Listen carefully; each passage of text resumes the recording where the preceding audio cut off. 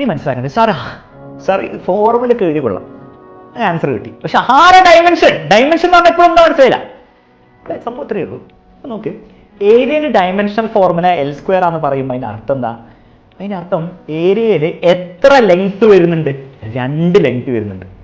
ഏതെങ്കിലും സാധനത്തിൻ്റെ ഏരിയ നിങ്ങൾക്ക് കാണിക്കണമെങ്കിൽ നിങ്ങൾ ലെങ്ത് എത്ര പ്രാവശ്യം ഉപയോഗിക്കേണ്ടി വരും? 2 പ്രാവശ്യം ഉപയോഗിക്കേണ്ടി വരും എന്നാണ് പറയുന്നത്. ശരിയല്ലേ?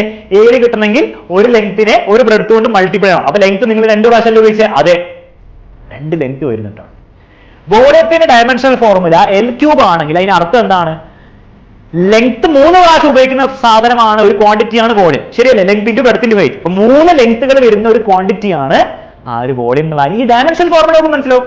അതിൽ ഒരു ലെങ്ത് മറ്റേത് ബ്രെഡ്ത്ത് മറ്റേത് ഹൈറ്റ് അതൊന്നും ആയിക്കോട്ടെ, 3 ലെങ്ത് ആണ് വരുന്നത്. അതെ. അതേപോലെ ഡെൻസിറ്റി എന്ന് പറഞ്ഞ സാധനത്തിന്റെ നോക്കുമ്പോൾ നമുക്ക് മനസ്സിലാവും, ഒരു മാസം വരുന്നുണ്ട്, പിന്നെ -3, അതായത് 3 വോളിയം 3 ലെങ്ത് താഴെ വരുന്നുണ്ട്. 3 ലെങ്ത് വരുന്നുണ്ട്, മോളോ അല്ല താഴെയാണ് വരുന്നത്. യെസ്, താഴെയാണ് വരുന്നത്. ഇത് പറയാൻ പറ്റും നമുക്ക് എങ്ങനെ? ഒരു ഡയമെൻഷണൽ ഫോർമുല കണ്ടിട്ട്.